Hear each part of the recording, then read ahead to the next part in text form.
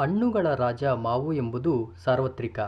ಆದರೆ ನಿಜವಾಗಿ ಗಾತ್ರ, ವಿನ್ಯಾಸ, ಸುವಾಸನೆ, ರುಚಿ, ಅಡುಗೆ ಹೀಗೆ ಒಂದಲ್ಲ ಒಂದು ಬಳಕೆಗೆ ಸಿಗುವ ಹಲಸು ನಿಜವಾದ ಮಹಾರಾಜ.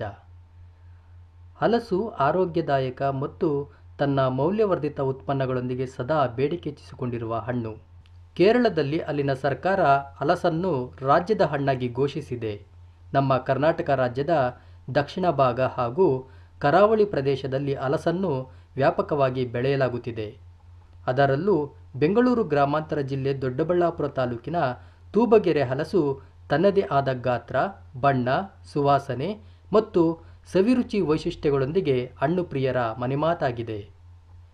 ದೊಡ್ಡಬಳ್ಳಾಪುರ ತಾಲೂಕಿನ ತೂಬಗೆರೆ ಹೋಬಳಿಗೆ ಭೇಟಿ ಕೊಟ್ಟರೆ ಎಲ್ಲಿ ನೋಡಿದರೂ ಹಲಸಿನ ಮರಗಳೇ ಕಣ್ಣಿಗೆ ಬೀಳುತ್ತವೆ. ರಸ್ತೆಯ ಬದಿಗಳಲ್ಲಿ ಹಾಗೆ ಹೊಲದ ಬದುಗಳಲ್ಲಿ ಹಲಸಿನ ಮರಗಳೇ ಕಾಣುತ್ತವೆ. ಇಲ್ಲಿನ ಮಣ್ಣು ಮತ್ತು ಹವಾಗುಣ ಹಲಸು ಬೆಳೆಯಲು ಅತ್ಯಂತ ಸೂಕ್ತವಾಗಿದೆ. ಹಾಗಾಗಿ ಇಲ್ಲಿನ ರೈತರಿಗೆ ಹಲಸು ಕಲ್ಪವೃಕ್ಷವಾಗಿದೆ. ತೂಬಗೆರೆ ಹೋಬಳಿಯಲ್ಲಿ 74 ಗ್ರಾಮಗಳಿದ್ದು ಇಲ್ಲಿ 3500ಕ್ಕೂ ಹೆಚ್ಚು ಹಲಸಿನ ಮರಗಳಿವೆ. ವಿವಿಧ ತಳಿಯ, ವಿಭಿನ್ನ ಪರಿಮಳ, ನಾನಾ ಬಗೆಯ ಬಣ್ಣದ ಹಲಸನ್ನು ನಾವು ಇಲ್ಲಿ ಕಾಣಬಹುದಾಗಿದೆ.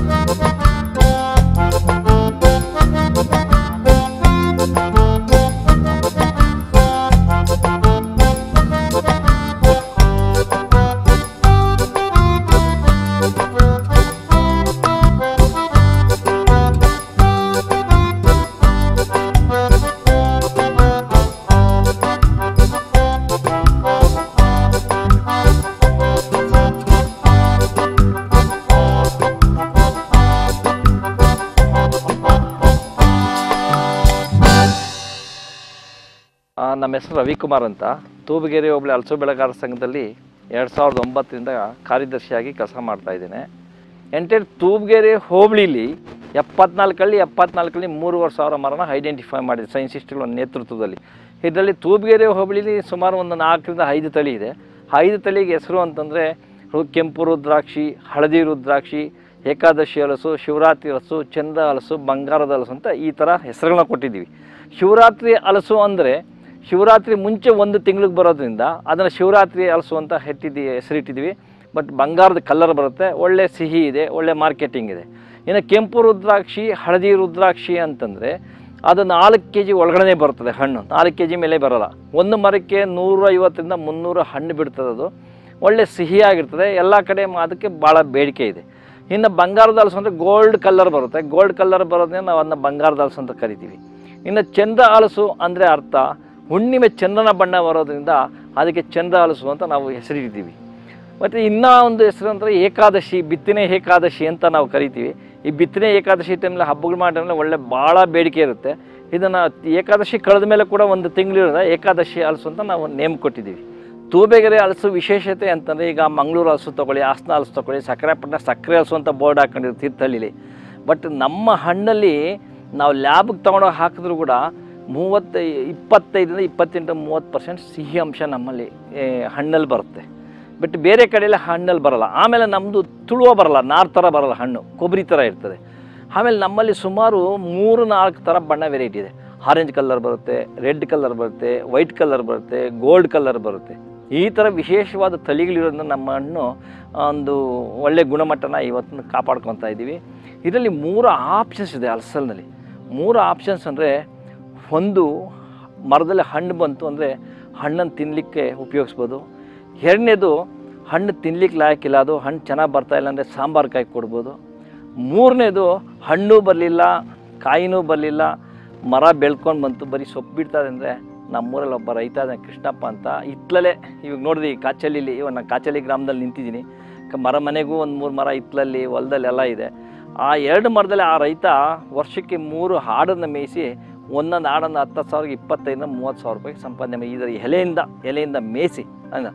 ಆಮೇಲೆ ಒಂದು 80 ವರ್ಷ, 90 ವರ್ಷ, 100 ವರ್ಷ ಆಯಿತು ಮರ.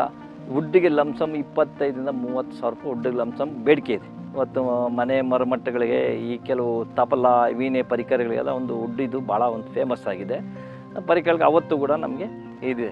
ನಿಮ್ಗೆ ಇನ್ನೂ ಒಂದು ಉದಾಹರಣೆ ಹೇಳ್ಬೇಕಂದ್ರೆ, ನಾನೊಬ್ಬ ಸಾಮಾನ್ಯ ರೈತನಾಗಿ ನಾನು 8 ವರ್ಷ ದ್ರಾಕ್ಷಿ ಬೆಳೆದೆ, 15 ವರ್ಷ ರೇಷ್ಮೆ ಬೆಳೆದೆ. ಬಾವಿ ಡ್ರೈ ಆಯಿತು, ಬೋರ್ ಡ್ರೈ ಆಯಿತು, ತೋಟ ಗಿಡ ಎಲ್ಲ ಹಾಳಾಯಿತು.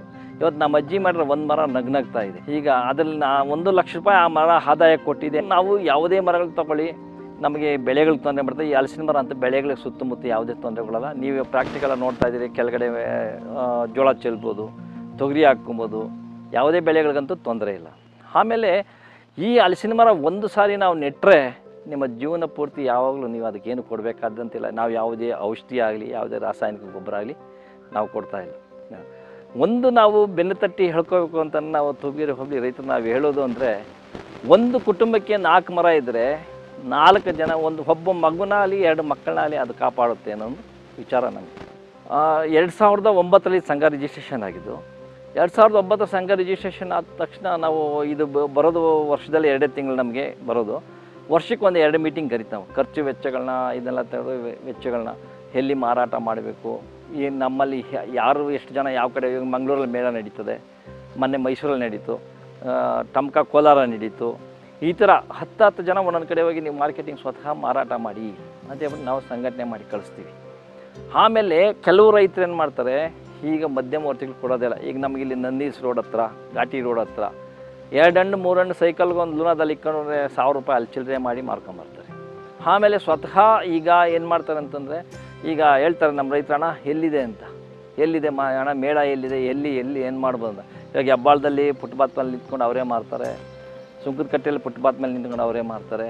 ಬೇರೆ ಕಡೆಯಲ್ಲಿ ಜಾಗ ಕೊಟ್ಟರೆ ಸಾಕು ಅವ್ರಿಗೆ, ಅವರೇ ಮಾರಾಟ ಮಾಡಿ ಅವರೇ ಒಂದನ್ನು ಜೋಬಿಗೆ ದುಡ್ಡು ಇಕ್ಕೊಂಬಾರ್ದು. ನೋಡಿ ಈ ಮರ ಇಲ್ಲಿದೆ, ಈ ಮರದಲ್ಲಿ ಈ ಹಣ್ಣಿನ ಸಂಪಾದನೆ 20,000-25,000 ರೂಪಾಯಿ ಇದೆ ವರ್ಷಕ್ಕೆ.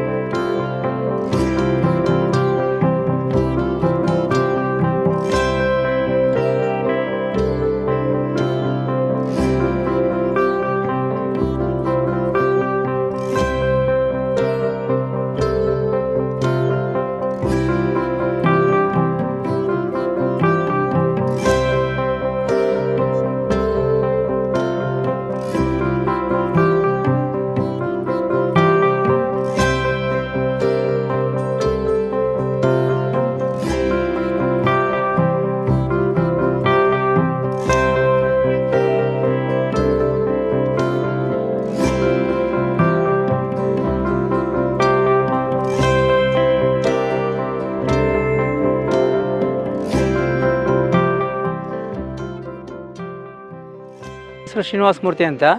ನಾವು ಆಲ್ರೆಡಿ ರೈತರು, ಮಳೆ ಆಶ್ರಯದಲ್ಲಿ ಬದುಕ್ತಾ ಇರೋರು. ನಾವು ಹೈನುಗಾರಿಕೆ ಮಾಡ್ತಾಯಿದ್ವಿ, ರಾಗಿ ಬೆಳೀತಾಯಿದ್ವಿ, ಹಿಂದೆಲ್ಲ ಜೋಳ ಬೆಳೀತಾಯಿದ್ವಿ ಮಳೆ ಆಶ್ರಯದಲ್ಲೇ. ಅದು ಈಗ ಈ ಜಮೀನು ಸ್ವಲ್ಪ ತೊಗೊಂಡ್ವಿ, 2006 ತೊಗೊಂಡ್ವಿ. ಅದರಿಂದ ಒಂದು 2 ಮರ ಇತ್ತು ಅದರಲ್ಲಿ. ಈಗ ಅದರಲ್ಲಿ ಇನ್ನೊಂದು 6 ಮರ ಮಾಡಿದ್ದೀವಿ. ಅದು ಫಸ್ಟ್ ನಾವು 2009 ಹಲಸೂರು ಬೆಳೆಗಾರ ಸಂಘ ಅಂತ ಮಾಡಿದ್ವಿ ಹೋಬಳಿ ಮಟ್ಟದಲ್ಲಿ.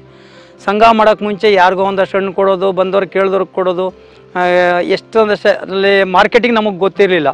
ನಾವು ಸಂಘ ಅಂತ ಮಾಡಿದ್ಮೇಲೆ ಆ ಮಾರ್ಕೆಟಿಂಗ್ ಏನು, ಹಲಸಲ್ಲಿ ಏನೇನು ಮಾಡ್ಬೋದು, ಏನೆಲ್ಲ ಮಾಡ್ಬೋದು, ಹೆಂಗೆಲ್ಲ ಸಂಪಾದನೆ ಮಾಡ್ಬೋದು ಅನ್ನೋದ್ರ ಬಗ್ಗೆ ಸ್ವಲ್ಪ ವಿಜ್ಞಾನಿಗಳಿಂದ ಇಲ್ಲಿ ಆಡುನಳ್ಳಿ KVK ಅಂತ ಇದೆ, ಕೃಷಿ ವಿಜ್ಞಾನ ಕೇಂದ್ರ. ಅದರಲ್ಲಿ ವಿಜ್ಞಾನಿಗಳು ನಮ್ಮ ವಿಜ್ಞಾನಿ ತುಂಬ ಮಾಹಿತಿ ಕೊಟ್ಟಿದ್ದಾರೆ. ಇದರಲ್ಲಿ ನಾವು ಮಳೆ ಆಶ್ರಯದಲ್ಲೇ ಬೆಳಿತೀವಿ. ಇದಕ್ಕೆ ಪ್ರತ್ಯೇಕವಾಗಿ ಏನು ಬೇಸಾಯ ಮಾಡೋಂಗಿಲ್ಲ. ನಾವು ಜೋಳ ರಾಗಿ ಮಾಡ್ತೀವಿ, ಅದೇ ಗೊಬ್ಬರ, ಅದೇ ಮೆನ್ನೂರೇನು ಆಗಲ್ಲ, ಕೊಟ್ಟಿಗೆ ಗೊಬ್ಬರ ಹಾಕ್ತೀವಿ. ಸ್ವಲ್ಪ ಮೇಕೆಗಳು ಮರ ಮೇಯ್ದಂಗೆ ಕಾಪಾಡ್ಕೋಬೇಕು. ಕಾಯಿ ತುಂಬ ಬರ್ತದೆ. ವರ್ಷದಲ್ಲಿ ಮೊದಲು ಫ್ರೀಯಾಗಿ ಎಲ್ಲ ನಮಗೇನು ಇನ್ಕಮ್ಮೇ ಇರಲ್ಲ ಮರಗಳಲ್ಲಿ. ಈಗ ಮರಗಳು 2 ದೊಡ್ಡ ಮರ ಮಾಮೂಲಿದ್ದಂಥ 2 ಮರನೇ 14-15 ಸಾವಿರಕ್ಕೆ ವರ್ಷಕ್ಕೆ ಮಾರ್ತೀವಿ. ಸಣ್ಣ ಪುಟ್ಟ ಮರಗಳಿದ್ದಾವೆ, ಅವು ನಮ್ಮ ಮನೆಗೆ, ನಮ್ಮ ನೆಂಟರಿಗೆ, ಆಪ್ತರಿಗೆ, ಸ್ನೇಹಿತರಿಗೆ ಕೊಡೋಕ್ಕಾಗುತ್ತೆ. ಏನೋ ಒಳ್ಳೆ ಬೇಸಾಯನೇ. ಅದಕ್ಕೇನು ಬೇರೆ ಫಲವತ್ತ ಎಲೆ ಉದುರ್ತದೆ, ಅದೇ ಕೊಳಿತದೆ, ಗೊಬ್ಬರ ಆಗ್ತದೆ. ಅದು ಪ್ರತ್ಯೇಕವಾಗಿ ಗೊಬ್ಬರ ಹಾಕೋಂಗಿಲ್ಲ, ನೀರು ಕಟ್ಟೋಂಗಿಲ್ಲ, ಮಳೆ ನೀರೇ ಸಾಕಾಗುತ್ತೆ. ಸಾಧಾರಣ ಮಳೆ ಬಂದರೂ ಅಧಿಕ ಇಳುವರಿ ಬರ್ತದೆ. ಅದು ಮಳೆ ಕಡಿಮೆ ಆಯಿತು, ಇಳುವರಿ ಕುಂಠಿತ ಆಯಿತು ಅನ್ನೋಂಗಿಲ್ಲ. ಆದ್ದರಿಂದ ನಮ್ಮ ಮಕ್ಕಳ ವಿದ್ಯಾಭ್ಯಾಸಕ್ಕೆ, ಮನೆ ಸಂಸಾರಕ್ಕೆ ಏನು ತೊಂದರೆ ಇಲ್ಲ. ನಾವು ಮರ ಮಾಡೋ ಉದ್ದೇಶ, ಒಂದು ಕಾನ್ಸೆಪ್ಟ್ನ ನಾವು ಏನೋ ಮಾಡಿ ಮರ ಮಾಡಬೇಕು ಅನ್ನೋ ಇದು ಬಂತು. ಯಾಕಂದರೆ ನಾವು ಮಕ್ಕಳನ್ನ ಸಾಕ್ತೀವಿ, ಆ ಮಕ್ಕಳನ್ನ ಸಾಕೋ ದಾಟಿಲೇ ಮರಗಳನ್ನ ಸಾಕಿದಾಗ ಮಕ್ಕಳು ಒಂದು ಪಕ್ಷ ಮಕ್ಕಳು ಕೈ ಬಿಟ್ಟರು, ಮರ ನಮಗೆ ಕೈ ಬಿಡೋಲ್ಲ ಯಾವುದೇ ಕಾರಣಕ್ಕೂ. ಮರ ಪ್ರತಿ ವರ್ಷ ಫಸಲು ಬಂದೇ ಬರ್ತದೆ. ಒಂದು ವರ್ಷ ಫಸಲು ಸ್ವಲ್ಪ ಕಡಿಮೆ ಆಗ್ಬೋದು, ಒಂದು ವರ್ಷ ಜಾಸ್ತಿ ಆಗ್ಬೋದು. ಮಾಮೂಲಿಯಾಗಿ ಒಳ್ಳೆ ಫಸಲು ಬಿಡ್ತದೆ, ನಮಗೆ ಒಳ್ಳೆ ಇಳುವರಿ, ಒಳ್ಳೆ ಲಾಭ. ಈ ಹಲಸಿನ ಮರದಿಂದ ಜ್ಯೂಸ್ ಮಾಡ್ಬೋದು, ಉಪ್ಪಿನಕಾಯಿ ಹಾಕ್ಬೋದು, ಈ ಸಾಂಬಾರು ಪಲ್ಯಗಳು ಮಾಡ್ಬೋದು, ಹಪ್ಪಳ ಮಾಡ್ಬೋದು, ಬಾದಾಮಿ ಪೌಡ್ರ್ ಮಾಡ್ಕೊಬೋದು. ಇಷ್ಟೆಲ್ಲ ಉಪಯೋಗ ಇದೆ. ಇದು ನಾವಿಲ್ಲಿ ಲೋಕಲಲ್ಲಿ ಕೊಟ್ಟರೆ ಲಾಲ್ಬಾಗ್ ಹತ್ರ, ಲಾಲ್ಬಾಗ್ KG ಲೆಕ್ಕ ಅಲ್ಲೂ ಹೋಗುತ್ತೆ. ಈ ಬೇರೆ ಬೇರೆ ಕಂಪ್ನಿಗಳವರು ಹಪ್ಪಳ, ಈ ಉಪ್ಪಿನಕಾಯಿ ಸಂಡಿಗೆ ಮಾಡೋಂಥ ಕಂಪ್ನಿಗಳವ್ರು ತೊಗೊಂಡ್ರೆ, ಮಂಗಳೂರಲ್ಲೆಲ್ಲ ಹೋದರೆ ಎಲ್ಲ ಮಾಡ್ತಾರೆ. ತುಂಬ ಉಪಯೋಗ ಇದೆ. ನಷ್ಟ ಅಂತೂ ಇಲ್ಲ. ಈ ಬೆಳೆ ಪಕ್ಕದಲ್ಲಿರೋ ಬೆಳೆಗೂ ಹಾನಿ ಇಲ್ಲ, ಇದರಿಂದ ನಮ್ಗೆ ರೈತರಿಗೂ ಹಾನಿ ಇಲ್ಲ. ಈ ಸರಿ 2 ಮರ 15 ಸಾವಿರಕ್ಕೆ ಮಾರಿದ್ದೀನಿ. ಸಸಿಗಳು ಬಿಟ್ಟು 6 ಸಸಿ ಇದ್ದಾವೆ. ಆ ಸಸಿಗಳ ಕಾಯಿ ನಾವು ಹೇಳಿದ್ನಲ್ಲ, ನಮ್ಮ ನೆಂಟರಿಗೆ, ರೈತರಿಗೆ, ಆಪ್ತರು, ಮಿತ್ರರು ಇವರಿಗೆಲ್ಲ ಕೊಡ್ಬೋದು, ನಾವು ತಿನ್ಬೋದು. 2 ಮರ 15 ಸಾವಿರಕ್ಕೆ ಕೊಟ್ಟಿದ್ದೀವಿ. ಫಸಲು ಮಾತ್ರ 1 ವರ್ಷ ಫಸಲು ಕಿತ್ಕೊಳ್ಳೋದು, ಅವರೇ ಬಂದು ಕಾಯಿ ಬಂದಾಗ ಟೋಟಲಾಗಿ ಕೊಟ್ಟಿದ್ದೀವಿ. ವಾರಕ್ಕೆ 15 ದಿವಸಕ್ಕೆ ಒಂದು ಸರಿ ಬರ್ತಾರೆ. ಬಲ್ತಿದ್ದಂಥ ಕಾಯಿನ ಕೊಯ್ಕೊಂಡು ಹೋಗ್ತಾರೆ, ತಿರ್ಗಿ ಮತ್ತೆ ಬರ್ತಾರೆ. ಇದಕ್ಕೆ ಕೋತಿ ತಿಂದರೂ ಅಮ್ಮ ಮಾಡಿ 1 ಕಾಯಿ 2 ಕಾಯಿ ತಿಂದು ಹೋಗ್ತದೆ. ಇಂದ ಪ್ರಾಣಿ ಪಕ್ಷಿಗಳು ಹಳ್ಳಿಲಿ ತಿಂತವೆ, ಕಾಯಿಗೆ ತಿಂತವೆ, ಎಣ್ಣಾದ್ರಲ್ಲೇ ಕೋತಿ ತಿಂತವೆ. ಸುಮಾರು ಜನಕ್ಕೆ ನಮ್ಮಲ್ಲಿ ಒಂದು 8 ಮೇಕೆ ಇದ್ದಾವೆ. ಈ ಪಕ್ಕದಲ್ಲಿ ಬಂದು ಜೋಳ ರೆಂಬೆ ಎಲ್ಲ, ಸೈಡ್ ರೆಂಬೆ ಎಲ್ಲ ತೊಗೊಂಡೋಗ್ತೀವಿ, ಮೇಕೆ ಮೇಯಿಸ್ಕೊತೀವಿ. ಈ ಹಣ್ಣು ಕೊಯ್ದರೆ ಸಿಪ್ಪೆ ಕೂಡ ವೇಸ್ಟ್ ಮಾಡಲ್ಲ, ಹಸುಗಳಿಗೆ ಹಾಕ್ತೀವಿ. ಈ ಮರದಿಂದ ಏನೊಂದು ಅನಾನುಕೂಲ ಇಲ್ಲ, ಎಲ್ಲ ಥರದ ಅನುಕೂಲನೂ ಇದೆ, ಅನಾನುಕೂಲ ಅಂತೂ ಏನೂ ಇಲ್ಲ.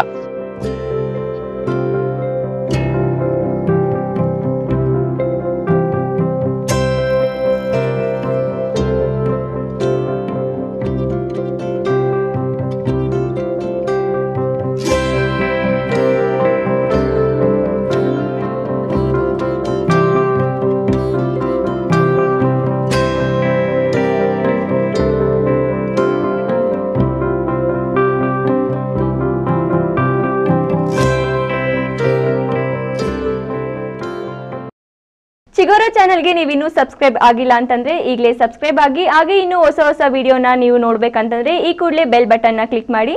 ಹಾಗೆ ಈ ವಿಡಿಯೋ ನಿಮಗೆ ಇಷ್ಟ ಆದಲ್ಲಿ ಲೈಕ್ ಮಾಡಿ, ಶೇರ್ ಮಾಡಿ, ಹಾಗೆ ಕಾಮೆಂಟ್ ಮಾಡಿ.